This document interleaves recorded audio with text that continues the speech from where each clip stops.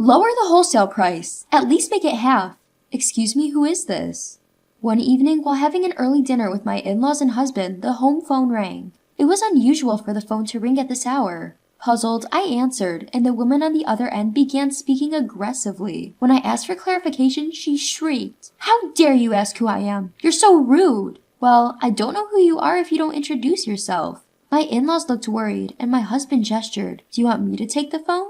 I shook my head. I should be able to handle it without hiding behind my protective husband. "Could you please tell me your name?" When I calmly asked again, the woman became hysterical. "I can't believe you don't know who I am. I'm never buying your eggplants again. I'll use cheap imported ones from now on, so goodbye." She didn't identify herself, but I realized who she was when she mentioned eggplants. She was likely the wife of the president of the pickling company I had been dealing with for 15 years, and with whom I had an exclusive contract. With the president gone, she was the only one who would bring up the contract. It's difficult to change things suddenly. We have an exclusive contract, and using locally grown special eggplants is what makes it popular, isn't it? Wouldn't it be bad to use imported ones? Idiot! Consumers don't know the difference between domestic and imported. I can buy imported ones for less than half your price. You're overcharging. At that point, I became angry. Overcharging? My eggplants can't be grown elsewhere, and the price is fair. No way. Anyone can grow eggplants in a home garden. It's a crime to sell such affordable vegetable at such a high price. Be thankful you're not being sued.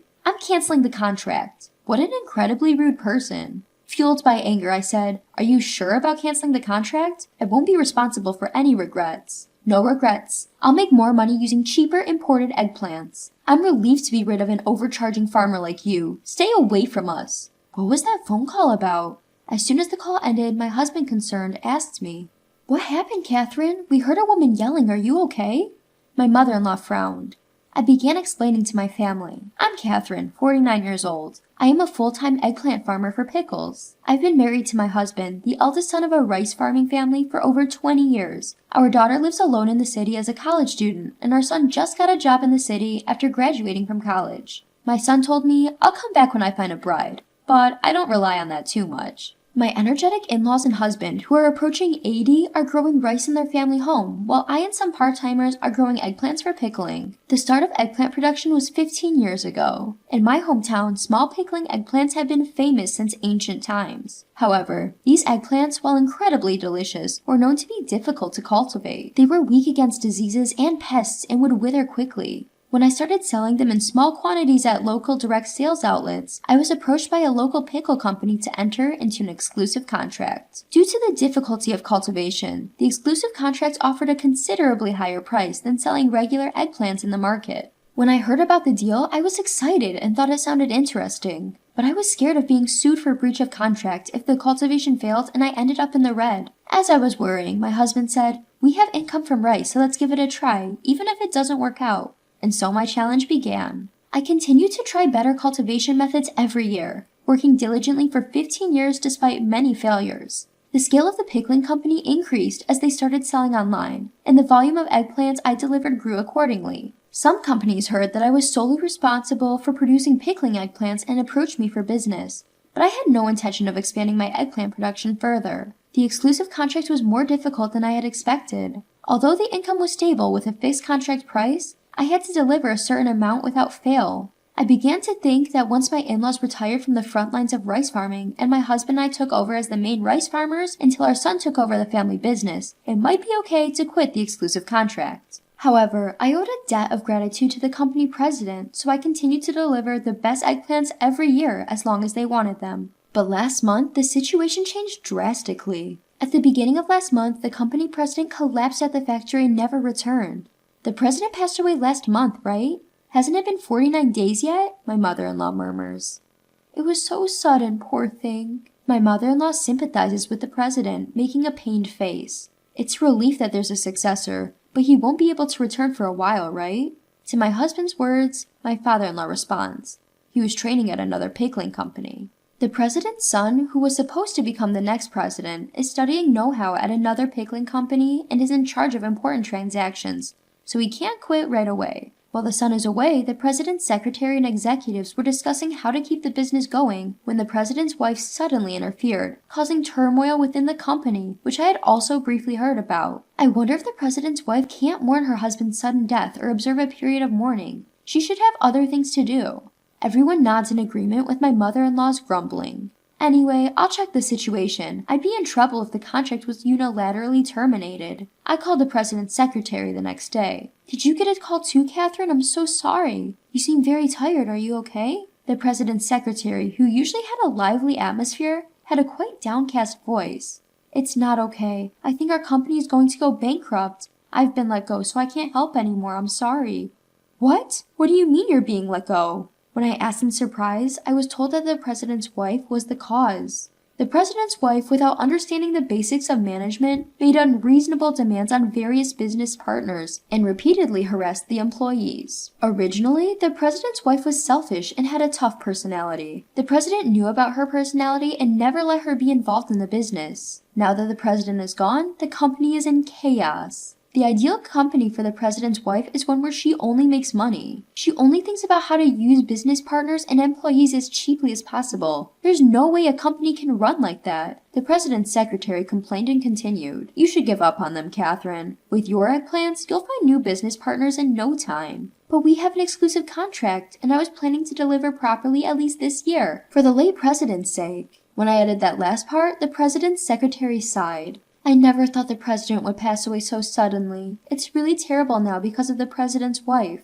Longtime employees and part-timers are being forced to quit. Older people can't work as much as young people, and regular employees cost money. She's trying to hire only cheap foreign workers. Our pickles taste is our selling point, so there's nothing more valuable than experienced employees. Talent is treasure. Even though there's an exclusive contract, she doesn't understand common sense. It's best to get away. That's how far it went. I was horrified. After the call, I immediately consulted with my husband. Maybe it's time to cut ties, but there's the contract. My husband muttered with a troubled face. Yes, we've exchanged official documents. A few days later, we officially received documents stating that the pickle company was breaking the contract. What is this? Even to an amateur, this looks like nonsense, doesn't it? I thought the secretary was a decent person. The documents were so sloppy that we couldn't help but let out these words. Seeing that, both my husband and I made up our minds. We're not at fault, and luckily, it's before planting season, so it might be a good time to quit. My husband's words made me lean towards quitting, but I was worried about the reduced income over the summer, the part-timers, and various other things. We had struggled and experimented until now, and things were finally going well. I didn't find it amusing to be suddenly forced to quit for such an unreasonable reason. My husband nodded at my words. Let's think about income and the future later. I can't forgive the way she treated you, Catherine. It's their loss. They can't have cheap, low-quality imports bought just because they're cheap and the highest quality products made by us farmers with pride lumped together. That's true. So, my husband and I decided to stop the exclusive contract from this year and not deliver eggplants even if they begged. Then summer came. After I quit the exclusive contract, several pickle companies immediately offered contracts, and my husband and I carefully considered and contracted the best conditions, increasing our income by about 20%. We found a new shipment destinations for the eggplants, and as we worked busily every day, I almost forgot about the rude president's wife. One day, my mother-in-law came to my workplace with an eggplant pickle. Catherine, this is awful, look. It says locally produced, but that's not true, right? My mother-in-law brought this year's eggplant pickles from the pickle company. They said they'd use imported ones, but it says locally produced here. I was surprised when I looked at the package. Let's try it anyway? Upon my mother-in-law's suggestion, my father-in-law, husband, and the part-timers gathered to taste it, and the flavor was completely different than before. There's no way this is locally produced. First of all, it's not bite-sized. They're using large eggplants and pickling them. They're treating consumers like fools. My mother-in-law asserted with a stern face. The taste is strange too. It doesn't feel like it's just gone bad, it's like it's gone rotten. The part-timer also made a harsh comment. Could it be that the president's wife is lying about the imported products being local? But honestly, I thought she might do something like that. A few days later, during dinner, the phone rang again. Hey, can you pretend you sold me your eggplants? The voice didn't introduce herself, but I remembered it. It was the president's wife. I don't remember selling you eggplants, and you're asking me to lie? Yes, if you say so, it'll save our company. Weren't you supposed to never contact me again?